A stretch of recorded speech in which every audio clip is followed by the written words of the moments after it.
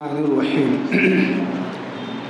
یہ معارضہ خالصہ جس میں بتایا تھا کہ ایک تو فرع کے حکم میں اور دوسرا اصل کی علت میں، اسی پر گفتگو چل رہی ہے۔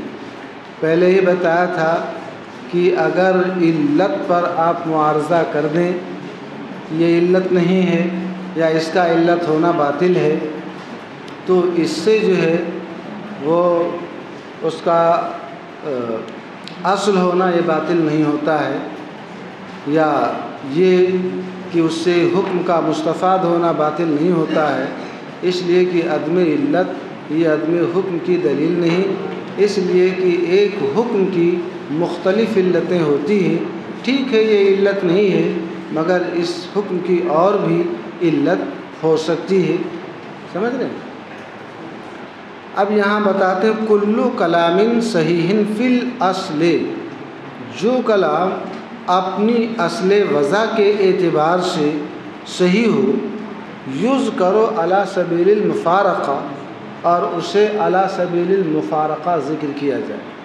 مفارقت کا مطلب وہی ہے اصل کی علت میں معارضہ کرنا، اسی کو کیا بولتے ہیں؟ مفارقہ بولتے ہیں۔ مفارقہ اس لیے بولتے ہیں کہ اس کے ذریعے اصل اور فرع کے درمیان وہ فرق دکھاتے ہیں کہ دیکھیے اصل کے اندر آپ یہ علت اور فرع کے اندر علت یہ ہے، تو مفارقہ سے مراد اصل کی علت پر معارضہ کسی شخص نے قائم کیا، تو جو کلام اصل کے اعتبار سے صحیح ہو اور اسے علی سبیل المفارقہ ذکر کیا جائے، یعنی اس کی علت کے اندر معارضہ کیا جائے، فرماتے ہیں فَاذْكُرْهُ عَلَى سَبِيلِ الْمُمَانَعَةِ، تو اسی کو آپ ممانعت کے طور پر ذکر کر دو۔ کیا مطلب؟ ممانعت کے طور پر ذکر کر دو، یعنی اس کے اوپر تم کیا کر دو؟ منع وارد کر دو۔ اس کو ایک مثال سے واضح کرتے ہیں کقولہم، جیسے امام شافعی رحمہ اللہ کے اصحاب کا کہنا کس میں؟ فی اعتاق الراہن، دیکھیے مسئلہ سمجھیں۔ کسی شخص کے پاس کوئی غلام رہن کے طور پر رکھ دیا، کسی نے کسی شخص کے پاس کسی غلام کو رہن کے طور پر رکھ دیا، تو غلام تو عبد مرہون ہو گیا، کیا ہو گیا؟ اور راہن جس نے لے جا کر کے رکھا ہے اور جس کے پاس رکھا ہے وہ مرتہن کہلاتا ہے۔ آپ مجھے یہ بتائیں، کیا راہن کو یہ حق حاصل ہے کہ اس عبد مرہون کی بیع کر دے یا اس کو آزاد کر دے؟ تو فرماتے ہیں امام شافعی کے اصحاب کہ اگر راہن اس غلام کی جو مرتہن کے پاس رہن کے طور پر رکھا ہوا ہے، اگر اسے وہ آزاد کر دے تو اس کا یہ آزاد کرنا جو ہے یہ صحیح نہیں ہے۔ کیوں آزاد کرنا صحیح نہیں ہے؟ آزاد تو ہو جائے گا، کیا ہو جائے گا؟ آزاد ہو جائے گا، مگر فرماتے ہیں کہ یہ ایک ایسا تصرف ہے جس تصرف کی وجہ سے مرتہن کا جو حق عبد مرہون کے ساتھ متعلق تھا، یہ کیا ہو جاتا ہے؟ باطل ہو جاتا ہے۔ تو اعتاق تو نافذ ہو جاتا ہے بعض مگی، مگر بیع اگر اس کی کرنا چاہے تو بیع جو ہے نافذ نہیں ہوتی۔ اعتاق میں اور بیع میں تھوڑا فرق ہے، کچھ چیزیں میں بنیادی بتایا جا رہا ہوں، پھر اس کو آپ ملائیے گا۔ اعتاق ایک ایسا تصرف ہے کہ نافذ ہو جانے کے بعد وہ فسخ کا اور رد کا احتمال نہیں رکھتا، برخلاف بیع کے، کہ بیع کے اندر ایجاب کے بعد، کس کے بعد؟ ایجاب کے بعد رد کرنے کا احتمال ہے، کس کو؟ دوسرے عاقد کو، اور قبول ایجاب کے بعد قبول ہو جانے کے بعد اس بیع کو فسخ کرنے کا بھی حق حاصل ہوتا ہے کہ نہیں ہوتا ہے؟ ترازی طرفین سے۔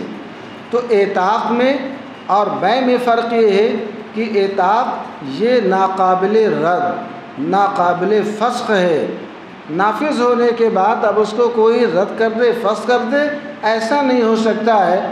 برخلاف بیع کے کہ ایجاب بیع ہونے کے بعد مشتری کو رد کا احتمال ہوتا ہے، اور قبول مشتری کے بعد یعنی بیع تام، بیع بات ہو جانے کے بعد عاقدین کی باہمی رضامندی سے، جیسے ابتدا میں رد کا احتمال تھا ایسے فسخ کا یہاں پر احتمال ہے کہ نہیں؟ یہ چیز آپ ذہن میں رکھیں، اور پھر آپ امام شافعی جو یہاں پر جو استدلال کر رہے ہیں اس استدلال کو دیکھیں۔ اور دوسری چیز آپ یہ بھی دیکھیں، جب راہن نے عبد مرہون کو آزاد کر دیا تو مرتہن کا حق کیا ہو گیا؟ سرے سے باطل ہو گیا۔ کیا ہو گیا؟ باطل ہو گیا، برخلاف اس کے کہ اگر راہن عبد مرہون کی بیع کرتا تو کیا بیع کر دینے کی وجہ سے کیا مرتہن کا حق باطل ہو جاتا ہے؟ مرتہن کا حق باطل ہو جاتا ہے، جبکہ یہاں پر بیع کے بعد جو ہے اس بیع کے فسخ کا کیا ہے؟ احتمال اپنی جگہ پر قائم ہے کہ نہیں قائم ہے؟ جب فسخ کر دے گا اس بیع کو تو مرتہن کا حق اپنی جگہ پر باقی رہے گا کہ نہیں باقی رہے گا؟ یہ اتنی باتیں میں نے تمہیدی طور پر مقدمات کی بتا دی ہیں۔ یہ آپ دیکھیں، آپ فرماتے ہیں جیسے امام شافعی کے اصحاب کا کہنا کس کے بارے میں؟ فی اعتاق الراہن، راہن کے آزاد کرنے کے بارے میں، کس کو؟ اپنے اس غلام کو جس کو مرتہن کے پاس اس نے رہن کے طور پر رکھ دیا ہے۔ کیا کہنا؟ کہ امام شافعی کہتے ہیں کہ راہن کا عبد مرہون کو آزاد کرنا یہ نافذ نہیں ہوتا ہے جبکہ راہن کیا ہو؟ معسر ہو۔ کیا ہو؟ تنگ دست ہو، بدحال ہو۔ اس لیے کہ اگر وہ موسر ہے، صاحب یسر ہے، مالدار ہے، خوشحال ہے تو یہ ٹھیک ہے اس نے آزاد کر دیا، مگر آزاد کر دینے کے بعد اس کا جو عوض ہوتا ہے، جو بدل ہوتا ہے، وہ اس کے پاس رہن کے طور پر رکھ سکتا ہے۔ مگر جب معسر ہے، صاحب استطاعت ہے ہی نہیں، مستطیع ہے ہی نہیں، تو اب اس کا عوض اور بدل وہ اس مقام پر رکھ سکتا ہے، قدرت نہیں نہ ہے۔ تو امام شافعی فرماتے ہیں کہ راہن کا عبد مرہون کو آزاد کرنا یہ نافذ نہ ہوگا جبکہ یہ کیا ہو؟ تنگ دست ہو۔ تو راہن کا آزاد کرنا یہ ایک ایسا تصرف ہے یلاقی حق المرتہن بالابطال۔ اس کا صاف معنی یہ ہے کہ اس تصرف سے مرتہن کا حق کیا ہو جاتا ہے؟ باطل ہو جاتا ہے۔ جب وہ آزاد ہو گیا تو اب مرتہن کے پاس شے مرہون نہیں نہ رہی۔ آزاد کے اوپر، آزاد کسی کی ملک ہے، آزاد وہ کسی کے دسترس میں ہوتا ہے۔ تو فرماتے راہن کا آزاد کرنا یہ ایک ایسا تصرف ہے، لفظی ترجمہ کریں گے تو یہ معنی ہوگا جو مرتہن کے حق کے ابطال کے ساتھ متصل ہے۔ بس میں کہ کیا مطلب؟ یعنی اس تصرف سے مرتہن کا حق کیا ہو جاتا ہے؟ باطل ہو جاتا ہے۔ گویا اس تصرف میں اور ابطال حق مرتہن کے اندر اتصال پایا جاتا ہے۔ کیا پایا جاتا ہے؟ فَكَانَ مَرْدُودًا، اب جبکہ مرتہن کا حق اس سے باطل ہو جاتا ہے، فَكَانَ مَرْدُودًا، تو یہ تصرف کیا رہے گا؟ مردود رہے گا۔ یہ تصرف کیا رہے گا؟ کل بیع۔ اسی سے آپ سمجھ لیں کہ اعتاق راہن یہ اصل ہے، کیا وہ یہ کیا ہے؟ فرع ہے، کیونکہ قیاس کر رہے ہیں بیع کے اوپر نا۔ تو اعتاق یہ فرع ہے اور بیع کیا ہے؟ اصل ہے۔ یہ فرماتے ہیں کہ یہ اعتاق مردود ہوگی کل بیع، جیسے کہ ہم بیع کو دیکھتے ہیں کہ بیع کیا ہو جاتی ہے؟ وہ مردود ہو جایا کرتی ہے کہ اگر راہن عبد مرہون کی بیع کرے تو یہ بیع نافذ نہیں ہوتی ہے، تو ایسے ہی راہن کا عبد مرہون کو آزاد کرنا یہ بھی نافذ نہ ہوگا۔ تو عبد مرہون کے اعتاق کے نافذ نہ ہونے کا قیاس کس پر کیا؟ عبد مرہون کے بے کے نافذ نہ ہو، جیسے وہ نافذ نہیں ایسے یہ نافذ نہیں۔ اعتاق فرع ہے اور بے کیا ہے؟ اصل ہے، مقیس ہے۔ اصل کو اور فرع کو آپ ذہن میں رکھیں۔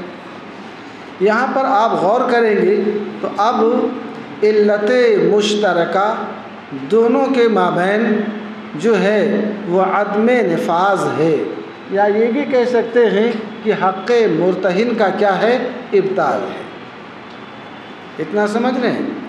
اب امام شافعی نے یہ فرمایا فقالو فی جوابہ، تو اب ہم حنفیہ میں سے کچھ حضرات نے اس کے جواب میں یہ کہا، یعنی امام شافعی کے استدلال کا جواب دیتے ہوئے کہا لیسا ھذا کالبیع، یہ معنات یہی ہے لا نسلم، یعنی ہم اس بات کو تسلیم نہیں کرتے ہیں کہ یہ اعتاق مثل بے ہے، بے اور ہے اور اعتاق اور ہے۔ ہم نے پہلے ہی بتا دیا آپ کو اعتاق کا معاملہ کیا ہے اور بے کا معاملہ۔ فرمایا لیسا ھذا کالبیع، یہ یعنی اعتاق یہ مثل بے نہیں ہے۔ کیوں؟ لأنہ یحتمل الفسخ، اس لیے کہ بے ہو جانے کے بعد فسخ کا احتمال رکھتی ہے، بخلاف العتق، برخلاف عتق کے، کہ اعتاق کے بعد عتق جو ہے فسخ کا احتمال نہیں رکھتا۔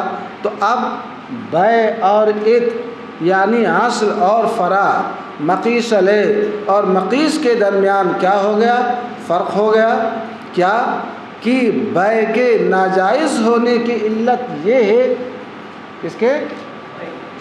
بے کے ناجائز ہونے کی علت یہ ہے کہ وہ محتمل فسخ ہے وقوع بے کے بعد، اور یہ علت فرع کے اندر یعنی اعتاق کے اندر پائی نہیں جاتی کہ اعتاق کے صحیح ہو جانے کے بعد اعتاق کو کوئی فسخ کر دے یا اس کو رد کر دے، اس کو باطل کر دے، ایسا ہو سکتا ہے؟ فرماتے ہیں یہ بے کی طرح نہیں، اس لیے کہ بے فسخ کا احتمال رکھتی ہے برخلاف عتق کے، کہ عتق جو ہے نافذ ہو جانے کے بعد یہ فسخ کا احتمال نہیں رکھتی۔ اب جبکہ بے کے اندر اور اعتاق کے اندر یعنی اصل اور فرع کے اندر جب فرق ہو گیا تو اب بے کے اوپر اعتاق کا قیاس کرنا یہ صحیح نہیں ہے، اعتاق کرنا قیاس کرنا صحیح نہیں ہے۔ مصنف فرماتے ہیں والوجہ فیہ ان یقول، یہ کیوں صحیح نہیں ہے؟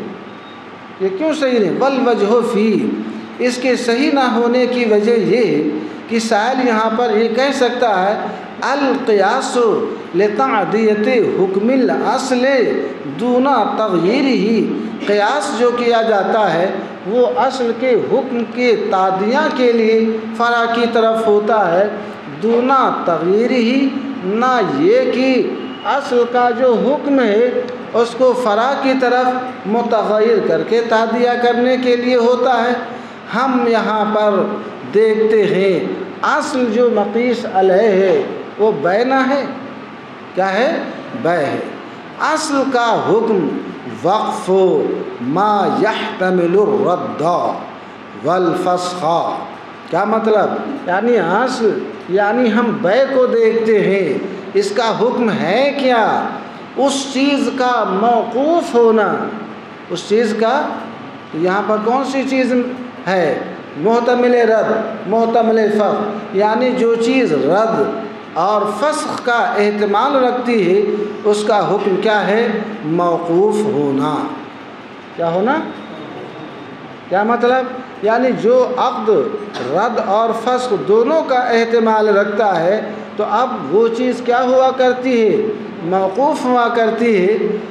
وَأَنْتَ فِي الْفَرْعِ تُبْطِلُ أَصْلًا مَا لَا يَحْتَمِلُ الرَّدَّ وَالْفَسْخَ، اور اصل کا تو حکم یہ ہے کہ وقف ما يحتمل الرد والفسخ، اور آپ فرا کے اندر یعنی اعتاق کے اندر سرے سے اس چیز ہی کو باطل قرار دیتے ہو، کس چیز کو؟ اس چیز ہی کو باطل قرار دیتے ہو جو چیز فسخ اور رد کا احتمال نہیں رکھتی۔ کیا مطلب؟ یعنی آپ کا یہ قیاس کرنا اس لیے صحیح نہیں کہ اصل یہاں پر بیع ہے اور فرع یہاں پر عتق ہے، اور بیع جو اصل ہے اس کا حکم کیا ہے؟ توقف ہے، اس لیے کہ راہن اگر عبد مرہون کی بیع کرتا ہے تو یہ بیع مرتہن کی اجازت کے اوپر موقوف ہے، لا انہ باطل، نہ کہ یہ بیع کیا ہے؟ باطل ہے۔ بات میں گئی؟ تو اب یہ حکم جو ہے فرع کے اندر پایا نہیں جاتا، یعنی اعتاق کے اندر کیا اعتاق جو ہے مرتہن کی اجازت کے اوپر موقوف رہتا ہے؟ فرماتے ہیں یہ حکم جو ہے فرع کے اندر پایا نہیں جاتا، کیونکہ عتق جو ہے یہ مرتہن کے اجازت کے اوپر موقوف نہیں رہتا، اور عتق ہو جانے کے بعد یہ فسخ کا احتمال نہیں رہتا۔ تو آپ کے اس قیاس کے اوپر ہونا تو یہ چاہیے تھا کہ فرع کے اندر توقف کا حکم ثابت ہو، مگر یہاں پر توقف کا حکم سرے سے کیا ہے؟ ثابت نہیں ہے، بلکہ سرے سے کیا ہے؟ یہ باطل ہے۔ مجھے نہیں سمجھ؟ تو اس طریقے سے فرماتے ہیں کہ جو کلام اصل کے اعتبار سے مفارقت کے طور پر ذکر کیا جائے، یعنی اصل کی علت میں معارضہ کے طور پر، آپ اسے ممانعت کے طور پر اس طور پر ذکر ہے کہ ہم اس بات کو تسلیم نہیں کرتے۔ لیسا ھذا کالبیع کا یہی معنی ہے کہ ہم اس بات کو تسلیم نہیں کرتے کہ اعتاق یہ مثل بیع ہے، اور یہ کہ اعتاق کا قیاس وہ بیع کے اوپر کیا جا سکے، ایسا نہیں ہے، اس لیے کہ بیع کا حکم یہ ہے کہ وہ اجازت مرتہن کے اوپر موقوف ہے اور وہ فسخ کا احتمال رکھتی ہے، برخلاف اعتاق کے یہ مرتہن کی اجازت پر موقوف نہیں۔